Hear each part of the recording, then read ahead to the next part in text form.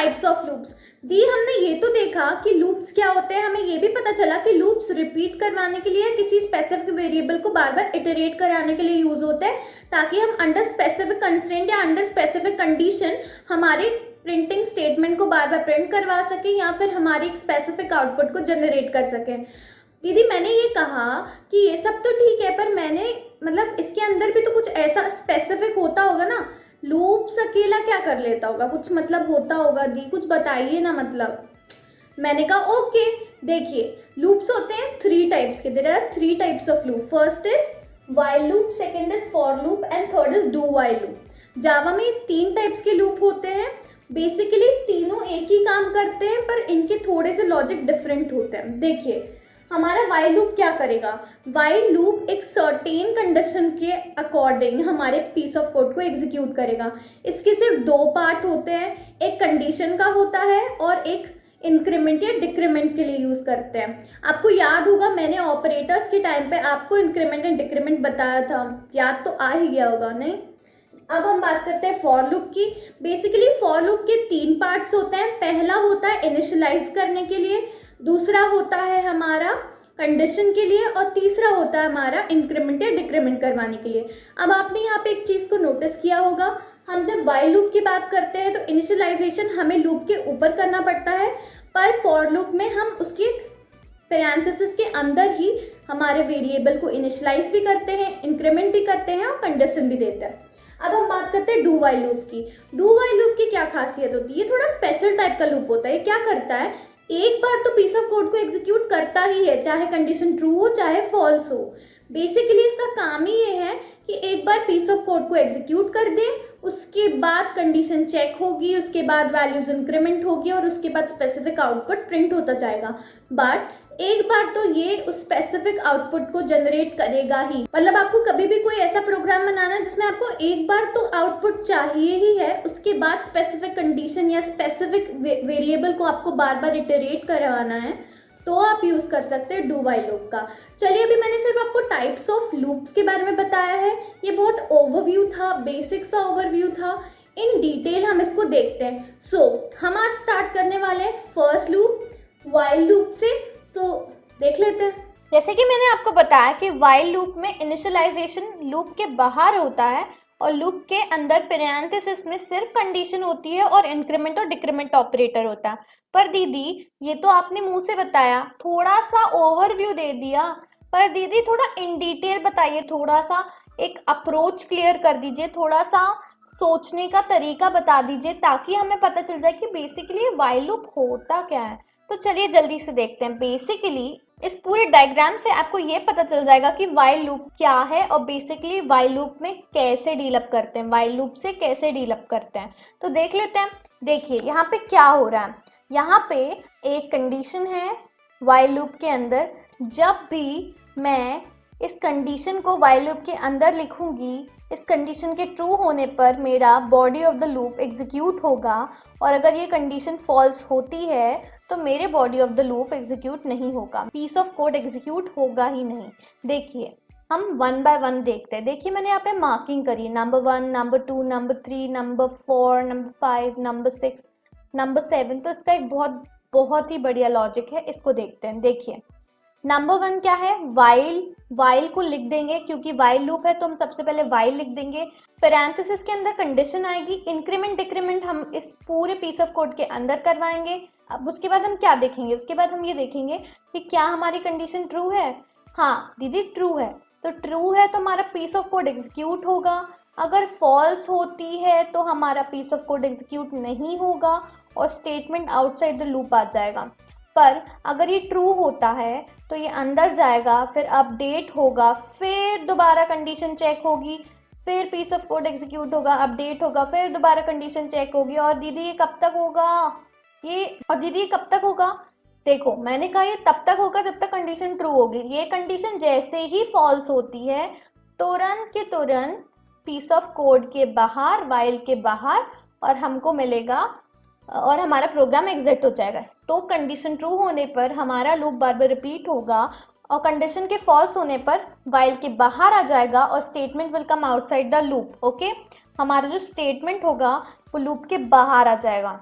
हमारा, और हम लूप के बाहर जाएंगे और लूप के बाहर हम जैसे ही आएंगे हमारा वो प्रिंटिंग स्टेटमेंट प्रिंट होगा जो उस लूप के बाहर होगा और हमारा प्रोग्राम एग्जिट हो जाएगा। मुझे लगता है आपको ये चीज़ समझ में आ गई कि पहले कंडीशन ट्रू होगी, कंडीशन ट्रू होगी तो पीस ऑफ कोड एग्जीक्यूट होगा, फिर अपडेट होगा, फिर दोबारा इटर होगी कंडीशन चेक, फिर पीस ऑफ कोड एग्जीक्यूट होगा, अपडेट होगा, एंड सिमिलरली होता जाएगा जब तक कंडीशन फॉल्स ना हो जाए। ओके, फॉल्स होने पर हम प्रोग्राम के बाहर आ जाएंगे और हमारा पीस ऑफ कोड कभी एग्जीक्यूट नहीं होगा जब तक हमारी वो कंडीशन ट्रू ना हो। ओके, आई होप आपको ये आया। अब हम इसके बाद देखते हैं।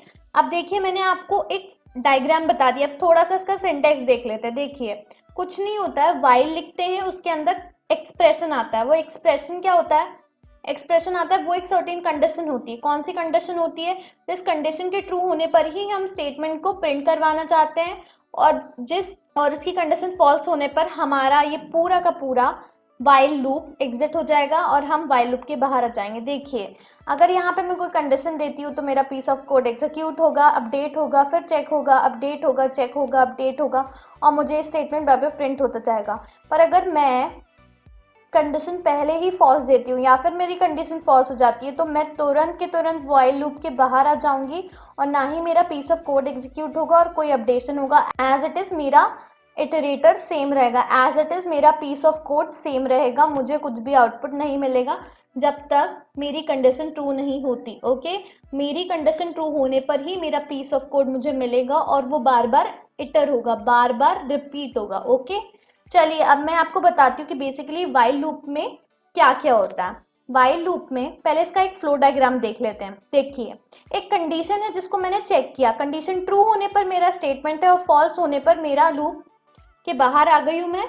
जैसे ही मैं लूप के बाहर आई हूँ मेरा प्रोग्राम एग्जिट हो जाएगा क्योंकि मैं लूप के बाहर आ गई हूँ। लूप के बाहर अगर कोई स्टेटमेंट है तो ओके, नहीं तो मेरा प्रोग्राम एग्जिट हो जाएगा। ओके, इन शॉर्ट क्या होगा कि मेरी कंडीशन ट्रू होने पर मुझे स्टेटमेंट मिलेगा जो कि यहाँ है और फॉल्स होने पर मैं लूप के बाहर आ जाऊंगी। अगर वहाँ पर कोई प्रिंटिंग स्टेटमेंट या लॉजिक है तो वो एग्जीक्यूट होगा और उसके बाद मेरा प्रोग्राम एग्जिट हो जाएगा। चलिए अब हम इसको थोड़ा सा और डिटेल में देखते हैं। दीदी वाइल लूप में तो मजा आ रहा है, थोड़ा और बताइए इसके बारे में। देखिए वाइल लूप में मेनली 3 टाइप्स होते हैं, एक होता है टेस्ट एक्सप्रेशन और एक होता है इंक्रीमेंट या डिक्रीमेंट के लिए जो यूज होता है जिसको हम बोलते हैं अपडेट एक्सप्रेशन। अपडेट एक्सप्रेशन क्या करता है? किसी वैल्यू को इंक्रीमेंट करता है या किसी वैल्यू को डिक्रीमेंट करता है। पर टेस्ट एक्सप्रेशन क्या करता है? कंडीशन होती है। टेस्ट एक्सप्रेशन का मतलब एक सर्टेन कंडीशन जो कि ये चेक करेगा।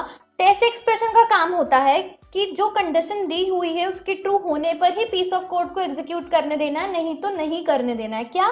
टेस्ट एक्सप्रेशन का मतलब होता है कि जो सर्टेन पीस ऑफ कोड है वो तभी एग्जीक्यूट होगा जब ये कंडीशन ट्रू होगी, दैट मीन्स। और अपडेट एक्सप्रेशन का काम होता है इंक्रीमेंट या डिक्रीमेंट, ये वैल्यू को इंक्रीमेंट करेगा या फिर डिक्रीमेंट करेगा, काउंटर करवाता है पोजीशन को, ताकि हम उसकी कंडीशन बार बार चेक कर सकें। सपोज यहाँ पे दिया है i स्मॉलर देन 10, तो i smaller than equal to 10 का क्या काम है? ये एक टेस्ट एक्सप्रेशन है। ये कंडीशन को चेक करवाने पर, इसकी कंडीशन को ट्रू होने पर ही हम अपने पीस ऑफ कोड को एग्जीक्यूट करवा पाएंगे।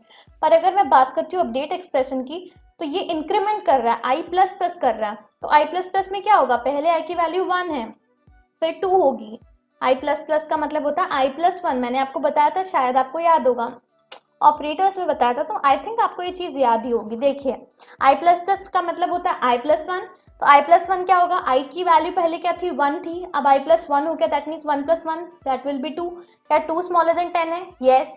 3 4 5 ऐसा होता जाएगा और टिल 10 होगा। 10 इक्वालिटी साइन है तो 10 को भी ये ट्रू ही बोलेगा। और जैसे 11 होता है हम लूप के बाहर आ जाएंगे और हमारा पीस ऑफ कोड एग्जीक्यूट नहीं होगा। जो भी चीजें लूप के बाहर होंगी वो एग्जीक्यूट होंगी और हमारा प्रोग्राम एग्जिट हो जाएगा। बेसिकली 2 ही पार्ट होते हैं वाइल लूप के, एक होता है टेस्ट एक्सप्रेशन और दूसरा होता है अपडेट। दोनों ही मेजर रोल प्ले करते हैं पर फंक्शनैलिटी सेम है।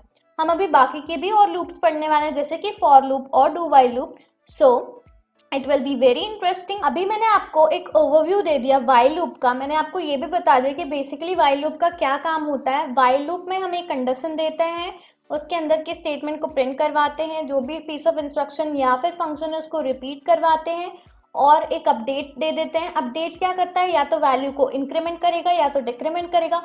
फिर से हम टेस्ट एक्सप्रेशन में जाएंगे, कंडीशन ट्रू होने पर हम लूप के अंदर आएंगे, हमारा अपडेशन होगा, फिर से हम हमारी कंडीशन को चेक करेंगे और ये प्रोसेस चलती जाएगी तब तक जब तक हमारी कंडीशन ट्रू है। जैसे ही हमारी कंडीशन फॉल्स होती है हम वाइल लूप के बाहर आ जाएंगे और हमारा पीस ऑफ कोड एग्जीक्यूट नहीं होगा और जो भी स्टेटमेंट्स या जो भी इंस्ट्रक्शंस हमारे लूप के बाहर होंगे वो एग्जीक्यूट होंगे और उसके बाद हमारा प्रोग्राम एग्जिट हो जाएगा।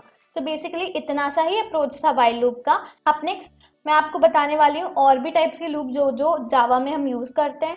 मैं आपको एक प्रोग्राम भी बताऊंगी ताकि आपका वाइल का कंसेप्ट बहुत सॉलिड तरीके से क्लियर हो जाए। So don't you worry, so just explore. और मुझे लगता है आपको ये वाइल लूप बहुत अच्छे से समझ में आ गया होगा। मैंने आपको वाइल लूप समझा दिया, मैंने आपको लूपिंग बता दिया है। अब मैं आपको अगले वीडियो में बताने वाली हूँ एक प्रोग्राम वाइल लूप का, जिसमें हम टेबल बनाएंगे और कुछ और इंटरेस्टिंग प्रोग्राम्स देखेंगे वाइल लूप की मदद से। मैं वाइल लूप में, फॉर लूप में और डू वाइल लूप में जितने भी लूप्स हैं उसमें एटलीस्ट 3 से 4 प्रोग्राम करवाऊंगी ताकि आपका फाउंडेशन लूप्स में बहुत ही ज़्यादा स्ट्रांग हो जाए। क्यों? क्योंकि लूपिंग बहुत ही मेजर रोल प्ले करता है कि हमें प्रोग्रामिंग में हमारे पीस ऑफ इंस्ट्रक्शन को या फिर फंक्शन को रिपीट करवाना ही पड़ता है। तो लूप्स और कंडीशनल स्टेटमेंट्स बहुत ही मेजर रोल प्ले करते हैं। मैंने आपको इफ एल्स में कुछ प्रोग्राम्स प्रैक्टिस करवाए थे, अब मैं आपको लूप्स में भी करवाऊंगी ताकि आपके लूप्स भी बहुत अच्छे से हो जाए और इन दोनों के कॉम्बिनेशन से आपके प्रोग्राम्स बनाने की जो स्किल है बहुत ही सॉलिड तरीके से इंक्रीज होने वाली है। Till then stay tuned, bye bye and do watch the series.